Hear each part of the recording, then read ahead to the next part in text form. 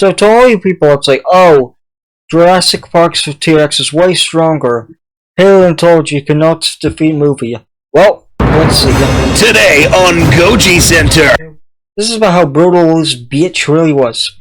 Now, I want it to be known that I love, Goji Center, the new YouTuber, and Dangerville.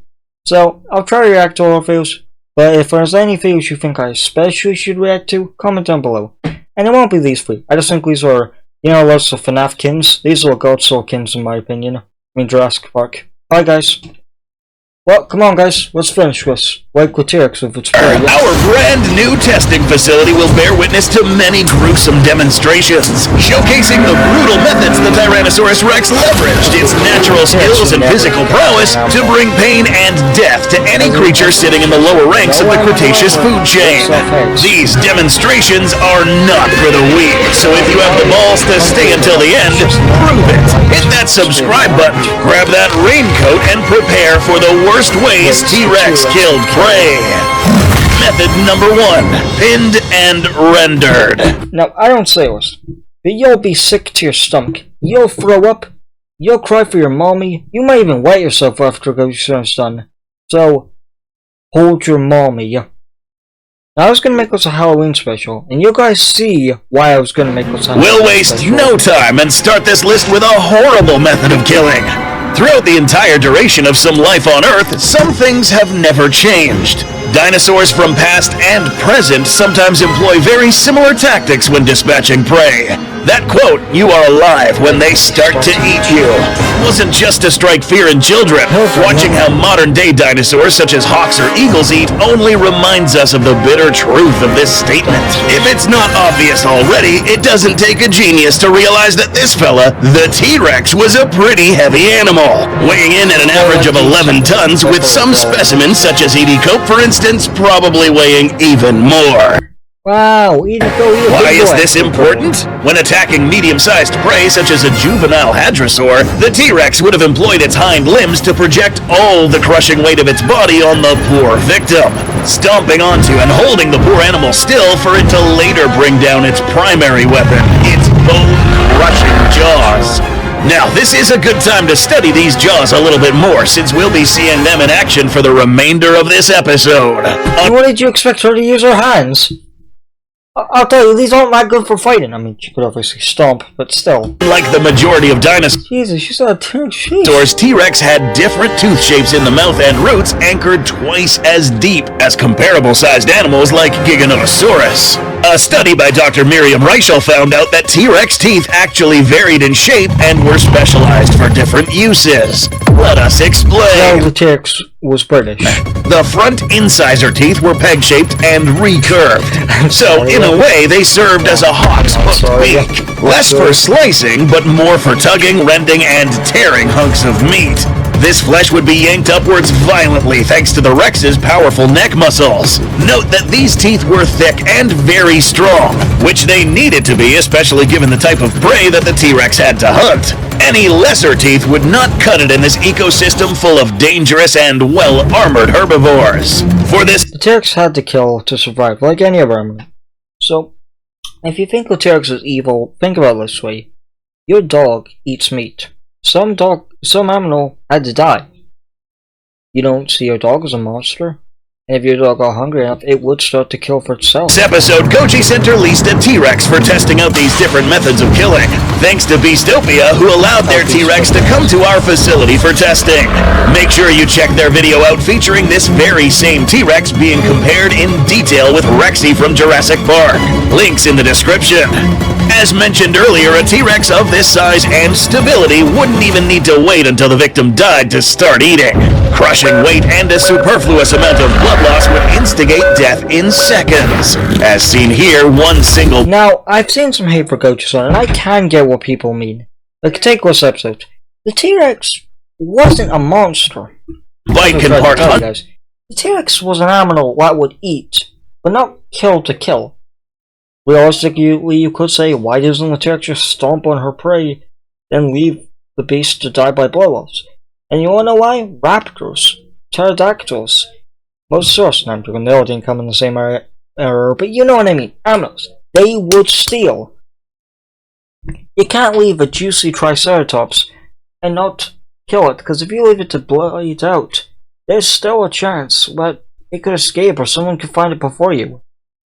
And a pretty gory but cool animation as the T-Rex got stabbed through the chest, and it tried with its tiny arms to pull itself out. Obviously it couldn't because how heavy it was. And obviously it's just an animation, so we don't know if the T-Rex could do this. But it's good if the T-Rex could have been smart enough to know how to help itself. I mean, it would have died anyway, but I don't know, I just like that. That's cool to think about. Hundreds of kilos of tissue. This same method can be used to pull off entire limbs. Now, do I believe the T-Rex would have done this? Well, yes. But take a look at that. She would probably just take an organ. It's a tremendous amount of strength to yank off a limb attached with flesh, tendons, and ligaments. But T-Rex does this with ease. Up next, we'll prepare a real challenge for this T-Rex. Method number 2. You know, I was told.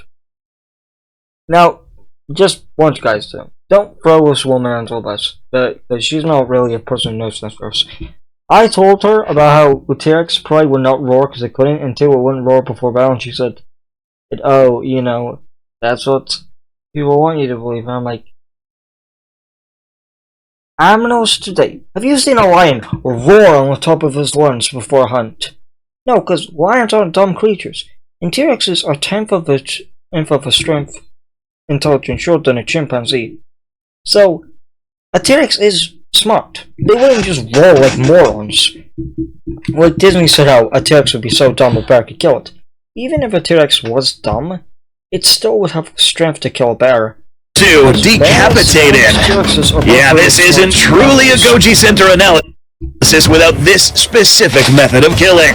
For all the power and might T-Rex once had, some portions of a carcass are more trouble than they're worth.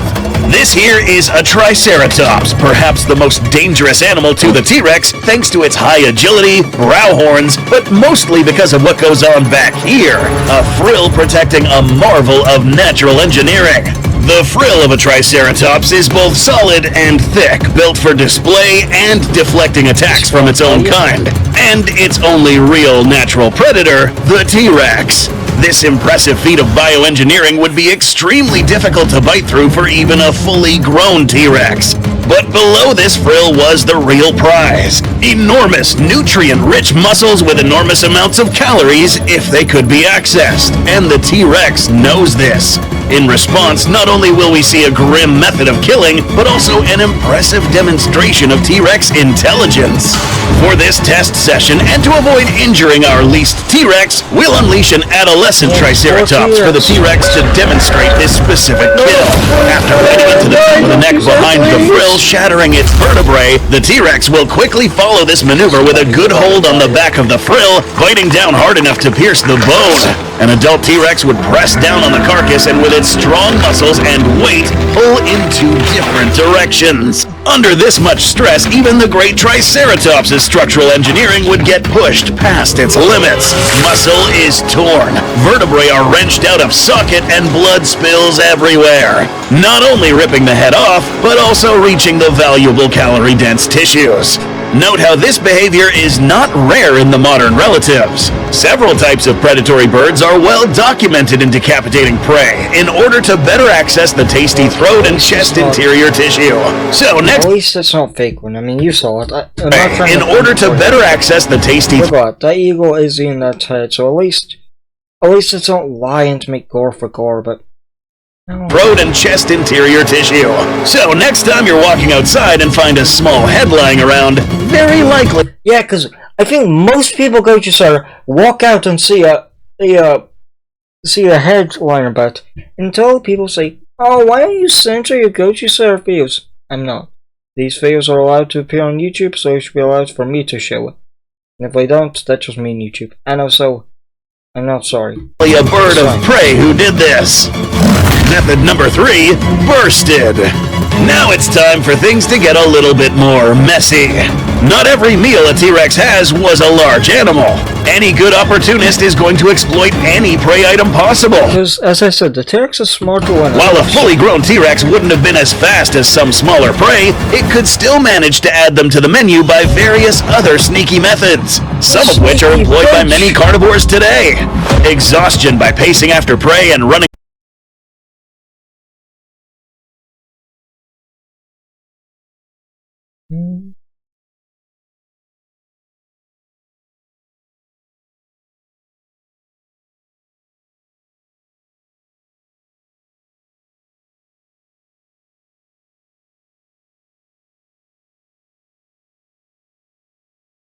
by many carnivores today. Exhaustion by pacing after prey and running them to the ground after they're tired, or using the thick pads on their feet to quiet down their footsteps for an ambush. Some more or less dirty tactics, such as attacking while prey was sleeping, was likely a common method of hunting. Inevitably, smaller carnivores will show up trying to contest a carcass, like the large raptors which lived in the Hell Creek Formation. Except in this case, they might wind up being the appetizer if they didn't back off. Now, you may know where we are going with this. The force of these jaws is borderline legendary. Now imagine all the force of those jaws multiplied by tens of thousands of newtons of teeth biting down on a target the size of a rhino, or a cow, or person. In this scenario, we'll unleash 2 Dakota Did you say that was a young guy? raptors and see which one of these is stupid enough to try to get too close to the T-Rex's meal. Let's pause here to see what's happening. He's just thinking. I lived, I thought I'd win, and now I face the final curtain. And now the time is near for me to be eaten alive, yeah. I thought I'd save my family, but now I am the T-Rex's dinner. And more of my blood and gore will be on my friend's face. The sheer force of the crunch would instantly transfer across the entire body. Ribcage breaks, vertebrae and joints would be wrenched out of the sockets, muscle and other tissue would be ripped out of place. Death would come so fast that besides a brief wheeze of air getting blasted free of the lungs and air pockets, the victim wouldn't even have a moment to cry out. So really, the raptor would just pop like a grape, and bones exploded to shards, turned into a pulp. Number 4, crippled. Usually, if you can't move, then you'll likely have Isn't cripple a slur? I thought it was disabled. a harder time fighting back, and intelligent predators like the T-Rex knew this quite well. While an adult T-Rex had a top speed of around 12 to 15 miles per hour, some of its prey animals, like the Edmontosaurus, could match or even surpass these speeds depending on the individual. The tails of these animals could prove to be formidable weapons to hurt an attacker, with forces comparable to car crashes. Chasing something like that is risky business. In the modern day, similar to the Edmontosaurus, whose means of offense and mobility are tied together, zebras are sometimes targeted on the legs.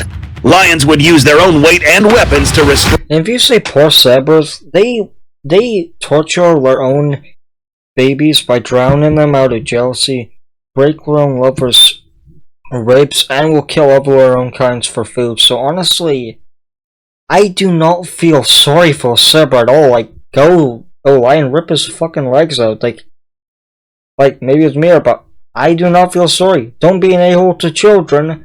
Then you might get a chance. Lions are always good parents. Well, and great parents, but they're aminals. Like, aminals don't have the brain power to be passionate like humans. Brain and disable both their means of escape and fighting back. In this demonstration, T-Rex will be tasked with bringing down this Edmontosaurus, but it won't seek to damage just any muscle. It's going to go for the cauda femoralis. This muscle linked both the tail and legs, so if torn or bitten into, the further movement of this muscle would be extremely painful. The Edmontosaurus would fall with its legs and tail disabled, unable to run away or fight back. Evidence of this method is found in a broken tooth lodged in the tailbone of an Edmontosaurus. The T-Rex that bit into this tail failed because it lacked the full force of an adult T-Rex. But these juveniles would bring forth their own method of hunting down prey: bullying. Or we Okay, don't bully, but mobbing is okay now. Don't do either. Let's can call this method number 5, mobbed. Living in a world where your only sources of food are well-armed herbivores meant young Tyrannosaurus would have to get creative when bringing down prey. Best solution in this case was to hunt in packs. Since T-Rex you can't. Most people think of adults and think of giants, but you have to remember, to be a kid, you have to survive too. And most kids don't have a chance. So to be honest, these fuckers had to get creative to live, because 3 T-Rexes means you have to live. And to survive, you have to do anything for a chance to see another day. Let me eat sweets. Let's see if I throw up. Let's test fight. The pipe rope will be all over camera for you guys. This is great. My stomach is full now.